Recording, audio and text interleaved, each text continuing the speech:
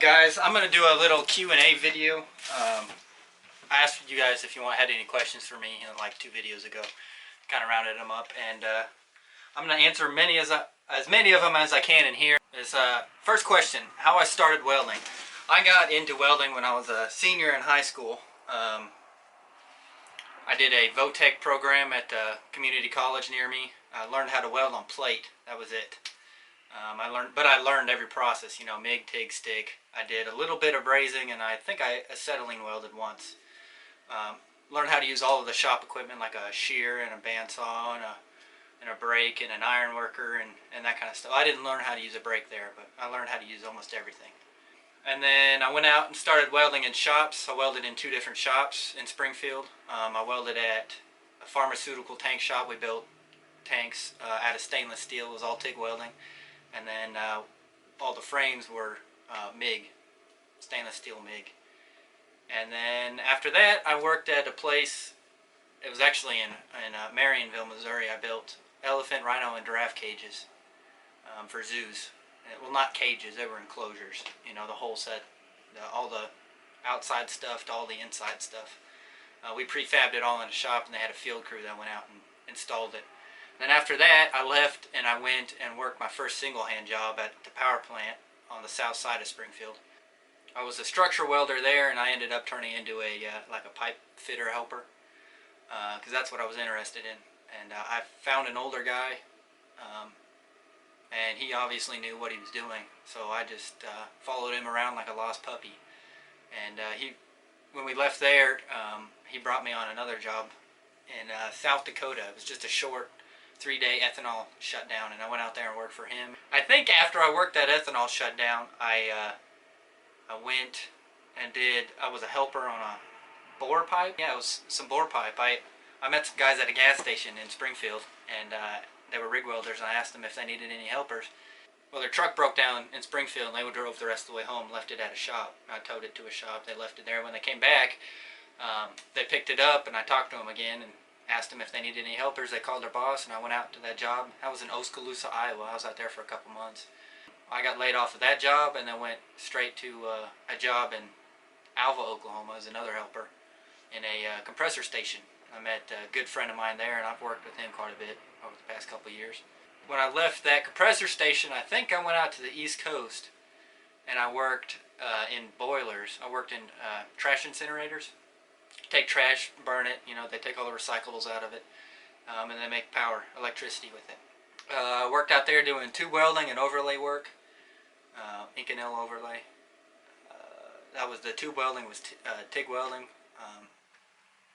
I was out there for quite a while, and then I went back with my buddy and worked a couple more shutdowns in South Dakota and Indiana or Iowa or Illinois or something. Illinois, maybe. I don't remember. Then I went and worked with a pipe welding company, and I worked in Grand Tower, Illinois, and then worked in Valiant, Oklahoma, and then I went back to Grand Tower, Illinois. That was all pipe welding, TIG. It was a combo jobs. It was single hand. I wasn't a rig welder then, so it was TIG root and hot pass, and then stick, fill, and cap. And then when I went back to Illinois, after that, I went, I think I went down to Houston after that. No. After I went to Grand Tower, Illinois the second time, I went to Oklahoma City for a little bit, and I worked as a fitter there. And then I worked in Red Rock, Oklahoma as a structure welder. They were building new bag houses. It was like a 3-year job. It was like, I think that was the biggest job I was on. It was $500 million or something. It was pretty big. And then I went to Houston, Texas, and I worked there as a pipe welder, combo hand. That was single hand as well. And then I came out to Monahans, where I'm at right now, and I worked in that shop for a while. And then I did some, it was compressor station and tank battery and that kind of work. Then I busted that weld test, which is the first one out of all of those jobs I've been to. So that was kind of disappointing, and I'm still looking for work. It's just how it goes. You got to prepare. Everybody thinks it's all great and fun out here. Sometimes it's not. Sometimes you're looking for work, and you really need to go back to work, but you can't find anything. So I've got a couple leads on stuff, but I don't like to talk about those, just in case they don't work out. Don't get anybody's hopes up, especially mine. Just try and work on the leads, and if they don't work out, then no big deal. You just move on. God will provide no matter where you go. So, question number 2. It's kind of like a 3-part question. This guy asks, what is expected? I figure he means what is expected of a welder. Go up, you find your inspector. You show up to the weld test, time, location. They'll give you that when you call on the phone. And then you look for the inspector or the weld boss. Sometimes both of them's there, sometimes one or the other, you know. You figure out what your test is going to be. You figure out how long you got, what metal you're using, what position it is, how many it is. You ask all the questions. Usually they tell you everything. They'll get everybody together and say, this is what we're doing, this is how it's going to be done. This is what we want to see and we don't want to see. And everybody will ask questions then. And then if you still don't understand something, you know, when it comes around, you can ask them again. Make sure you're positive on what you're doing. I've seen people bust tests. I can't tell you how many people I've seen bust tests because they set it up wrong or they do them in the wrong order or different things like that. And inspectors, you know, they don't care. It's easy to find other welders. So pay attention. You know, if they say you're going to do 3 tests, you're going to do a 8-inch and then 2 2-inch. Make sure you know which ones you're doing first and what's coming second, what process. That's what I would look for on a weld test. You know, just take your time on it. Make sure your route's good. That's as far as pipe welding goes. That's the most important part. Is they're going to come look at, usually on pipe welding, you'll put your route in and they will come look at your route pass, and before they even let you weld it out, if they don't like it, you're going to be done. So take your time on it, make sure you do it right, grind your starts and stops, and feather your tacks, that kind of stuff, you know, just normal stuff. What is expected of a welder on a job? So if you show up to this job, you don't know anybody, don't have any friends on the job, you don't even know the company barely, you just ask around. You know, I went to a job earlier this year. I didn't know anybody. I just drove up to the location and started asking everybody where the company I was working for was at. You know, I didn't even know the logo of them. So you just ask them, where's this company, where's this company? People start pointing you in the right direction. Eventually you'll find somebody who's in charge or somebody who works there. And then you go say, you know, if you're a welder, you say, you know, where's the weld boss? Who's the weld boss? You figure that out. And then you ask him what he wants you to do. Say, where do you want me to go? What you want me to do? And usually he'll take you around and kind of show you what's going on, or he'll say, go with these guys. They'll get you lined out. I expect you to make quality welds every time. I feel like that's pretty self-explanatory as a welder.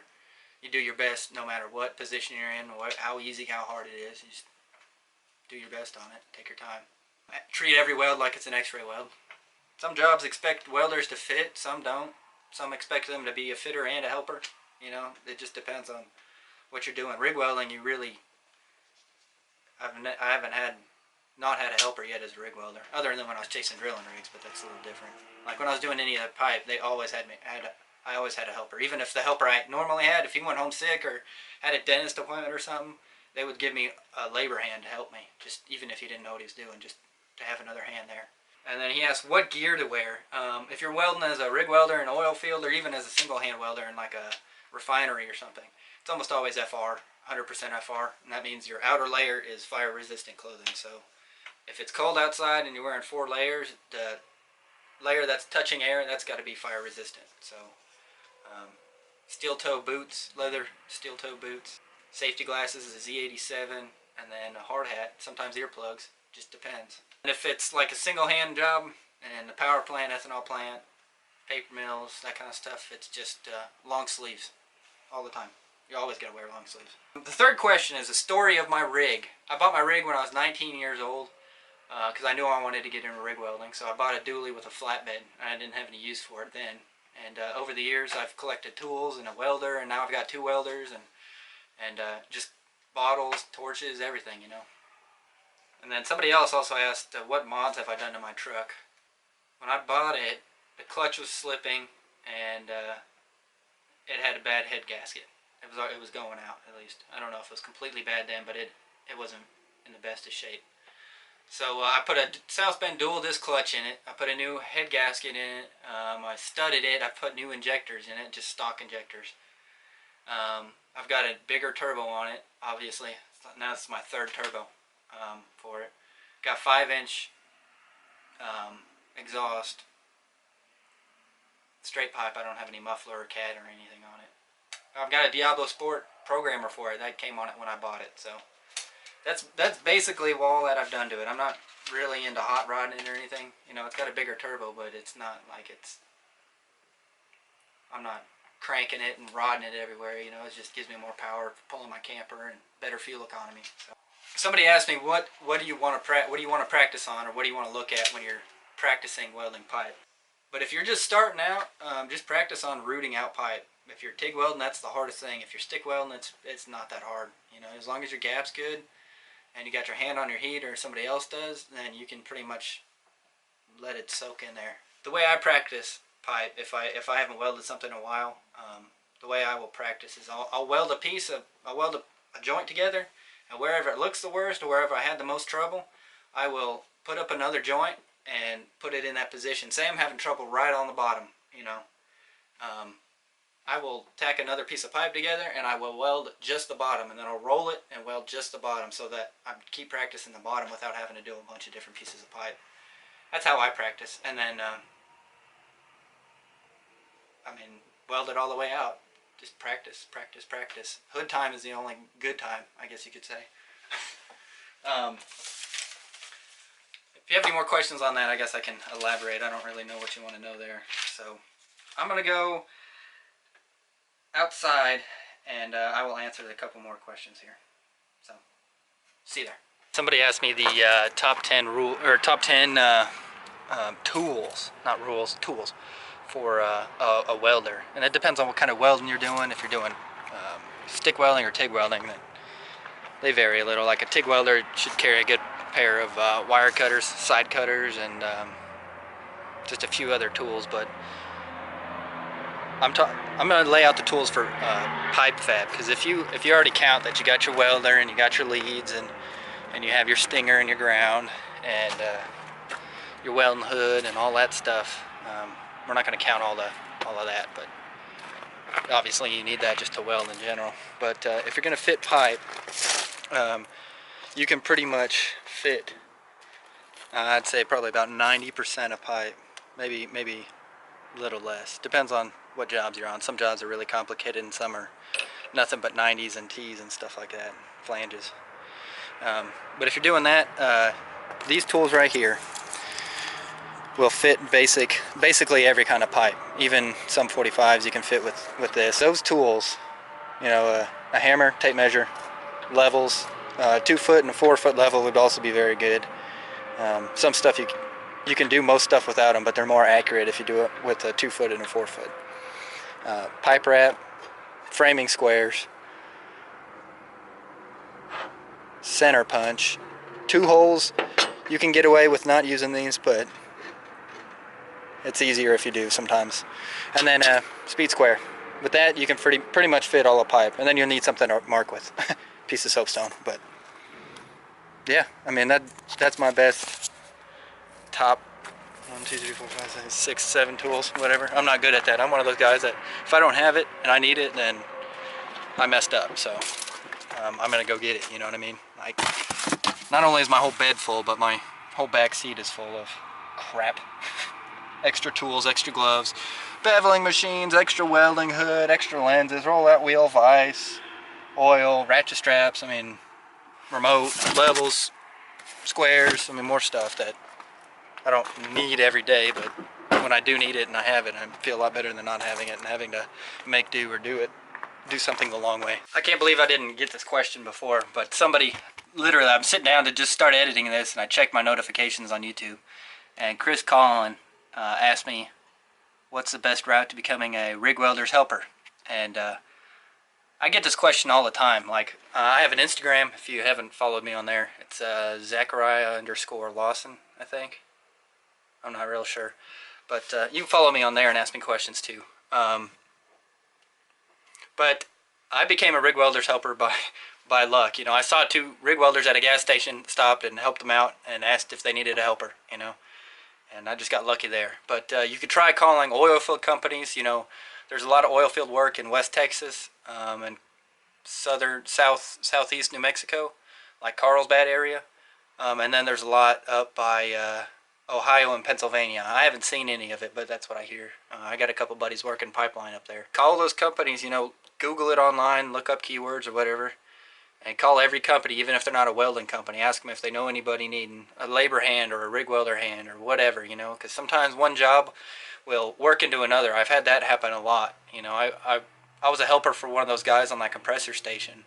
And a year and a half later, a year later, you know, I was welding with him. Sometimes you get jobs that you don't really want or you don't need or whatever, you know, just, but you got to do the stuff like that, do jobs like that sometimes to get jobs that you want. It depends. Everybody gets in it differently. It's a hard question to answer. Talk to everybody. That's how you get jobs. You just got to call, talk. So, good luck with that for any of you guys looking into that. I could try and help you out a little more if you have more questions with that. Shoot me a message on Instagram or comment more on Facebook, and I'll try and reply to those too. So, anyways, thanks for watching, guys. If you have any more questions, like I said, feel free to ask them. I remember what it's like, you know, starting out or not knowing anything, or even if you've been doing this for years and you have a question, or maybe looking into a camper, you have a question about that, you know, ask me. That's what friends do, and you guys are my friends. Y'all have a good day. Bye, y'all later.